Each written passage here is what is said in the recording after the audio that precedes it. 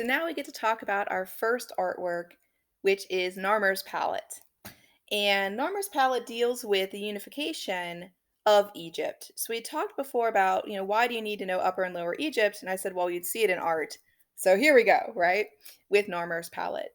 Now, the first thing I want to mention is what is a palette? What is it?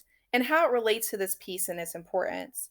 Because we actually think about this piece as what we call a commemorative piece, where it takes something every day and uses it in a commemorative fashion. So, what do I mean by this? The Egyptians all had makeup palettes. So, here you see some examples of just everyday makeup palettes that the Egyptians would have had. You'll notice they have imagery on them, and then they always have like a circular depression. This is where the Egyptians would grind their makeups. They'd grind different types of stones, for instance, minerals, and then they could mix them with oils and pastes of different kinds to make the makeup that you see them wearing. And if you think about the makeup, it wasn't just about being pretty or handsome.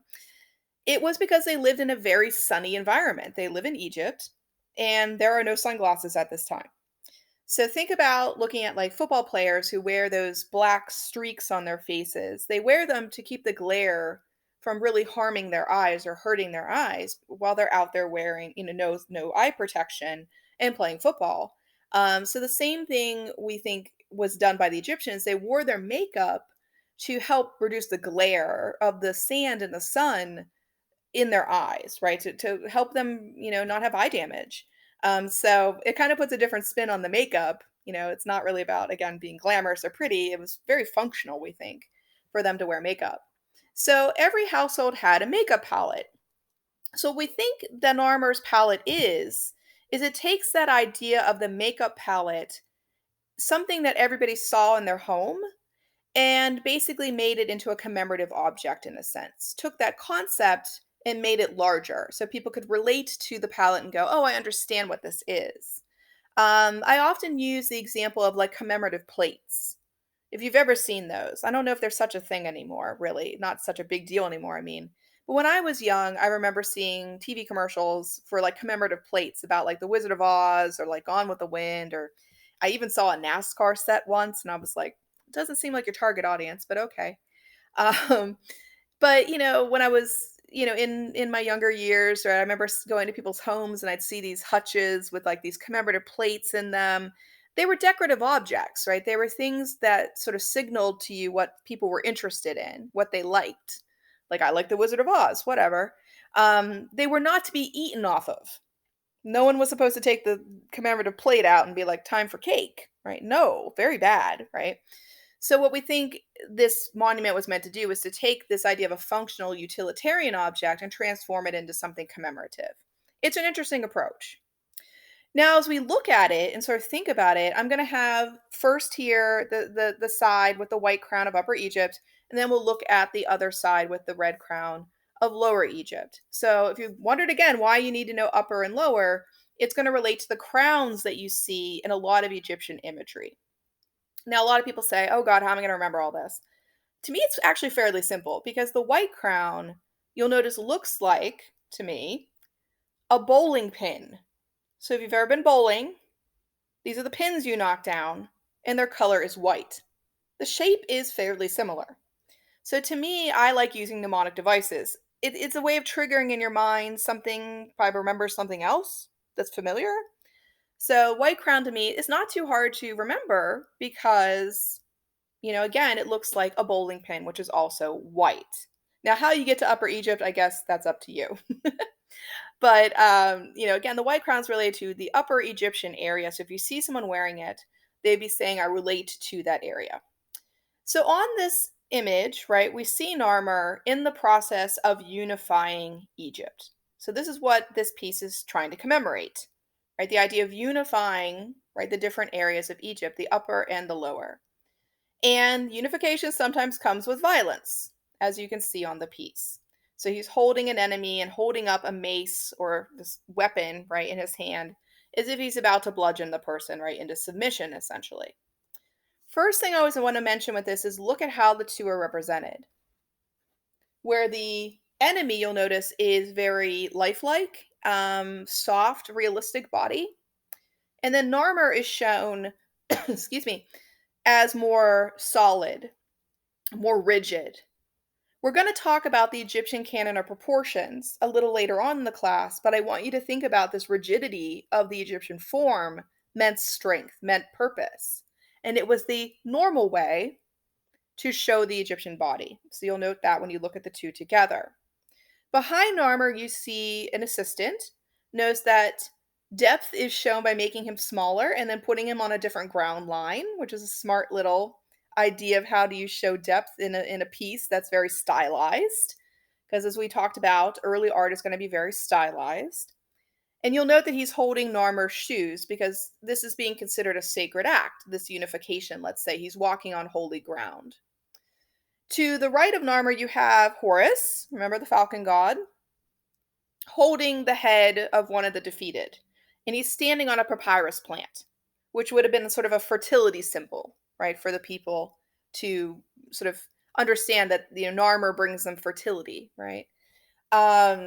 Horus was the protector of the pharaoh during life.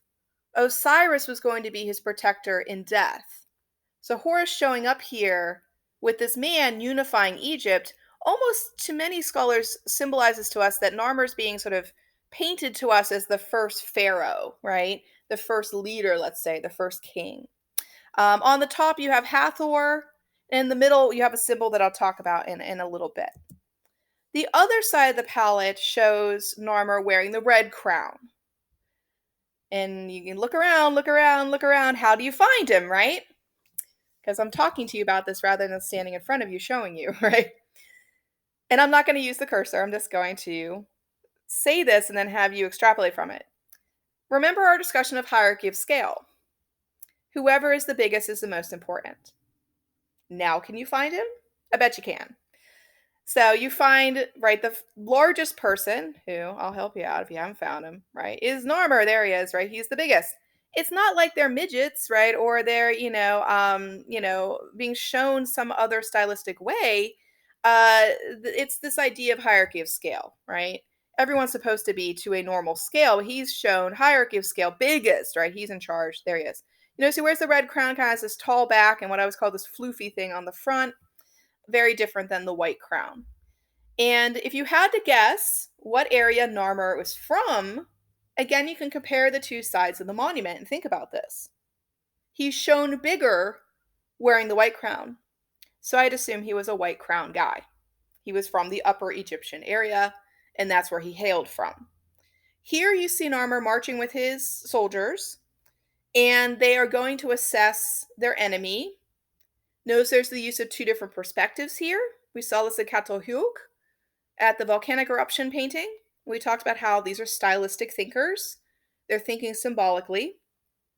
But the two different perspectives obviously allow us to see what we need to see, which is the troops marching, and then we're seeing the enemy. And I love how they're very neat about decapitating them and putting their heads between their feet, right? Very, very nice. Right down there. And then, of course, you have the area to grind the makeup below. And again, because there's less detail about his conquest on this side, I'd assume the white crown is where he was from. That was the part of the monument he was really stressing, right, above all others. The flip side here is not as important to him as the front side. And again, thinking about this idea of power, right? You can look at different symbology in the piece, right, and think about the kind of power symbols that are being sort of given to you. And again, I already spoke to some of this, but I think the diagram's kind of nice for why would these things show up where they show up, right? Why is Hathor here, right? Well, she's kind of considered the divine mother or the nourisher of Egyptian culture. If she's smiling on Narmer, then he must be okay, right? That kind of idea. So again, using this kind of imagery in a sense to show different power symbologies. Now, I mentioned that I was going to explain phonograms and pictograms to you, and I love using Narmer's palette to do that. If you look at the people on Narmer's palette, you'll notice that they have these things kind of hovering next to them. These little hieroglyphs, right? These symbols hovering next to them. They're their names. They're trying to describe them. Now, here's the thing with Narmer. Many people wonder if Narmer actually was a real person, or if he's like an amalgamation, almost like a folk hero, folk story, that puts together various people who helped unify Egypt. To me, I don't think it really matters, whether he was a real guy or whether he's kind of, a collection of people mashed into one person, right? To me, he's the first leader. He's the first pharaoh, in a sense, that leads them. But Narmer as a name is kind of weird, right? Especially when you break down what the phonograms actually mean. So if you look at his pictograms, you'll notice that one is sort of the sideways, horizontal image. It was a catfish. So you'll notice that catfish actually relates to the phonogram or the sound of nar. Below that, you have a chisel, which related to the sound of mare. So I always joke that he's not catfish chisel man. Like, that's not how you translate his name.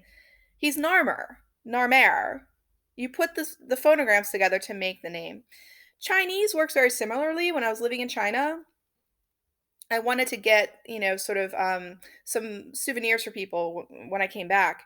And I decided to get these Chinese chops. They're these little kind of seals that they would use to sign their names. If you look at Chinese paintings, you'll see these little red squares. That's a chop where they'd stamp their name, right? Well, I had to get like my English name, right, translated into a phonogram to translate into symbols. So my name, Jen, translated something similarly to like straightforward.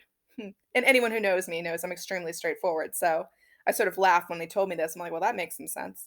Um, and then I had a friend named Tommy. So his name was like Tommy. Tommy. It had to like, break it down. If you know Tom, it's soup. So his name was like, Soup Rice or something like that, and I was like, "Oh, geez." But this idea that you have to take the sort of idea of the sounds of your name and then relate them to different symbols. So there's kind of, again, as I mentioned, 2 different layers of how you think about meaning in a pictographic symbol system because it then relates to phonograms, right, as well. So again, he's not Catfish Chisel Man, he's Narmer. And that's how the phonograms will work, and I think that's kind of a fun thing to consider, as you're looking here at the end of Narmer's palette. Now, as I mentioned, Narmer is going to be the unifier. He's the Narmer's palette is the only pre-dynastic item we look at, and that will move us then firmly into our discussion of the kingdoms, starting, of course, with the Old Kingdom, moving into the Middle Kingdom, and then finally the New Kingdom.